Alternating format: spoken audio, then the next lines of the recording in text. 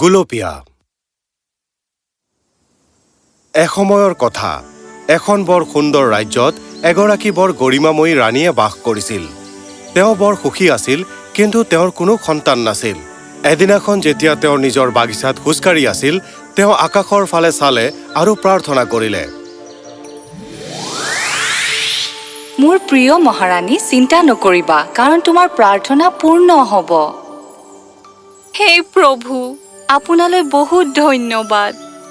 তোমাৰ এটা পুত্ৰ হ'ব, যাৰ কামনা পূৰ্তিৰ সামৰ্থ্য থাকিব। তাক ভালদৰে ৰাখিবা।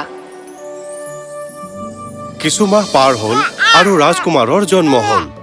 গোটেই ৰাজ্যত আনন্দ বিয়পি পৰিল। 2 বছৰৰ পিছত মহাৰাণীয়ে ৰাজকুমাৰক নদীলৈ লৈ গ'ল প্ৰতিদিনৰ দৰে গা ধুৱাবলৈ। তেওঁ একেবাৰে গম পোৱা নাছিল বদমাছ ৰান্ধনীটোৱে এটা ষড়যন্ত্ৰ কৰি আছিল। তেওঁ ব্যগ্ৰ হৈ নিজৰ সন্তানক বিচাৰিবলৈ ধৰিলে আৰু তাক একেবাৰে বিচাৰি নাপালে। আৰু তেওঁ কান্দি কান্দি এই খবৰটো ৰজাক দিবলৈ আগবাঢ়িল। আনফালে ৰান্ধনীটোৱে আগতেই ৰজাৰ ওচৰ পালেগৈ আৰু তেওঁক এটা মিছা কথা ক'লে। মহাৰাজ, ৰাণীয়ে জন্তুবোৰক আমাৰ ৰাজকুমাৰক লৈ যাবলৈ দিলে। ৰাজকুমাৰৰ তেজ তেওঁৰ কাপোৰত লাগি আছে।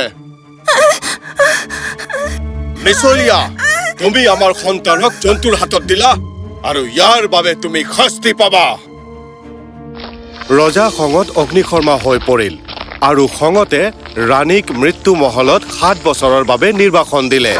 আহাৰ আৰু পানী অবিহনে ৰাণীক মৰিবলৈ এৰি দিয়া গ'ল। কিন্তু দেৱতাসকল বেচেৰী ৰাণীৰ ওপৰত দয়াশীল আছিল। তেওঁক আহাৰ দিবলৈ দেৱদূত পঠিয়ালে। কিছু বছৰ পাৰ হ'ল। এজন বৰ ভাল ব্যৱহাৰৰ নৱযুৱক হিচাপে ৰাজকুমাৰ ডাঙৰ হ'ল। গভীৰ জংঘলৰ মাজত নিজৰ মাক দেউতাকৰ পৰা দূৰত, যাৰ বিষয়ে সি জনাই নাছিল। ৰান্ধনীজনে সিদ্ধান্ত ল'লে যে এয়াই ভাল সময় সুযোগ লোৱাৰ। মোৰ মৰমৰ বাচ্চা, তোমাৰ খুৰাই বিচাৰে যে তুমি তেওঁৰ বাবে কিবা এটা কৰা। হয় খুৰা, মই আপোনাৰ বাবে কি কৰিব পাৰো?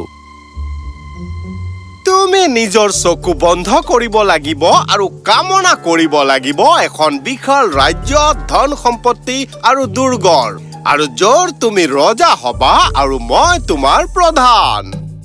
ৰান্ধনীয়ে আৰু বেছিকৈ বিচাৰিলে।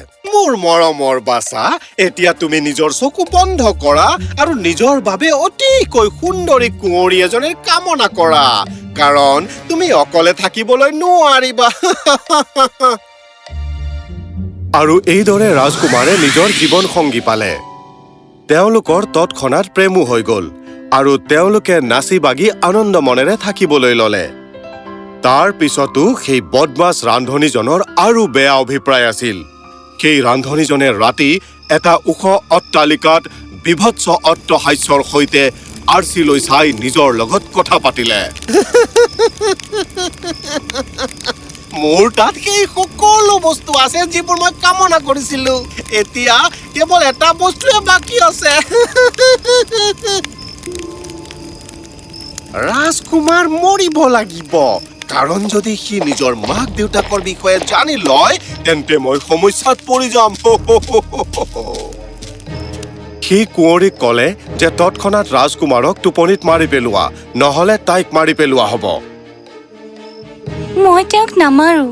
তেওঁক মই সঁচাকৈ ভাল পাওঁ।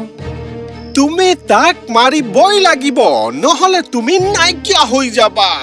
চোৱা, মই তাক তাৰ মাক দেউতাকৰ বিষয়ে গম পাবলৈ দিব নোৱাৰো, আৰু এয়াও যে মই তাক কেনেকৈ চুৰি কৰি আনিছিলো। এতিয়া হয়তো তুমি নাইকিয়া হৈ যাবা বা মোৰ কাম কৰিবা। তুমি বৰ বেয়া মানুহ।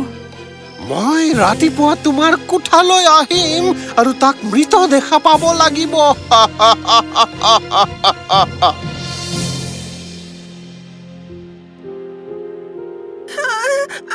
মই জানিছিলো তুমি এইটো নকৰা। মই সকলোবোৰ কথা শুনিছিলো। মোক ক্ষমা কৰিবা কোঁৱৰ। মই মোৰ আৰু তোমাৰ প্ৰাণৰ বাবে ভয় খাইছিলো। এতিয়া সি তাৰ কুকৰ্মৰ প্ৰতিফল পাব। ৰাজকুমাৰে কামনা কৰিলে যে ৰান্ধনীজন এপাত সোণালী পতিৰে এটা কলা কুকুৰ হৈ পৰক আৰু তাক খাবলৈ কেৱল জ্বলা কয়লা দিয়া হওক। এতিয়া মই মোৰ মা-দেউতাৰ ওচৰলৈ যাব লাগিব। মই তোমাক এনেকৈ তেওঁলোকৰ ওচৰত নিব নোৱাৰো। সেয়ে মই তোমাক এটা ফুল বনাই লৈ যাম। ঠিক আছে মোৰ কোঁৱৰ। এইদৰে ৰাজকুমাৰে কামনা কৰিলে যে তাই এটা অতি সুন্দৰ গুলপীয়া গোলাপ ফুল হৈ পৰক। তেওঁ সেইটো নিজৰ জেপত ভৰাই ললে। তেওঁ কুকুৰটোক টানি টানি নিজৰ মাক-দেউতাকৰ সন্ধানত ওলাই পৰিল।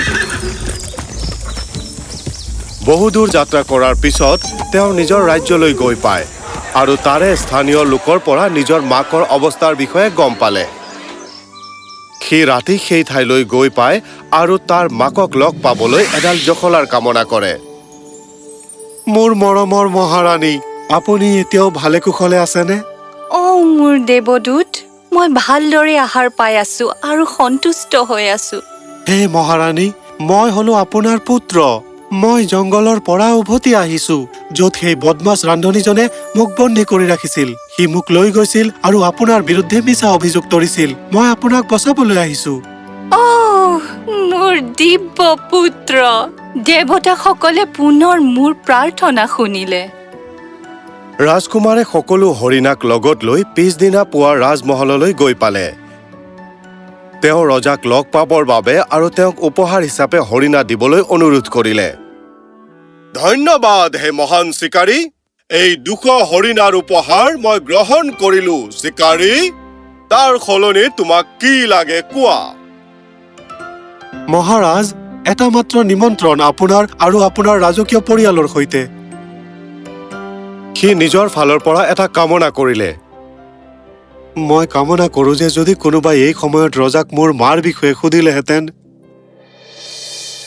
মহাৰাজ, এই শুভ মুহূৰ্তত আমি বাৰু মহাৰাণীৰ স্বাস্থ্যৰ বিষয়ে জানিব পাৰোনে আৰু তেওঁক ইয়ালৈ নিমন্ত্ৰণ কৰিব পাৰোনে? বহু বছৰ পাৰ হৈ গ'ল মহাৰাজ।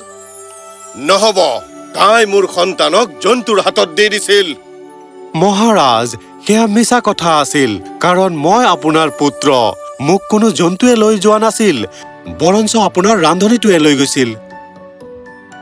মই তোমাৰ কথাত কেনেকৈ বিশ্বাস কৰিম? ৰাজকুমাৰে হাঁহিলে আৰু পুনৰ এটা কামনা কৰিলে। সেই কুকুৰটো পুনৰ ৰান্ধনী হৈ গল, যি ভয়তে কঁপি আছিল। এয়া সঁচা কথা, এয়া সঁচা কথা, এয়া ময়েই কৰিছিলো। প্ৰভু, মোৰ ওপৰত দয়া কৰক। মোৰ লালসাই মোক অন্ধ কৰি পেলাইছিল।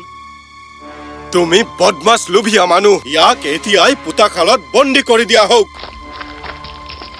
আৰু এইদৰে এটা শিক্ষা পোৱা গ'ল যে লালসা বেয়া কথা। আৰু তাৰ পিছত ৰাজকীয় পৰিয়ালটো সদায়ৰ বাবে হাঁহি ফূৰ্তিৰে থাকিবলৈ ললে।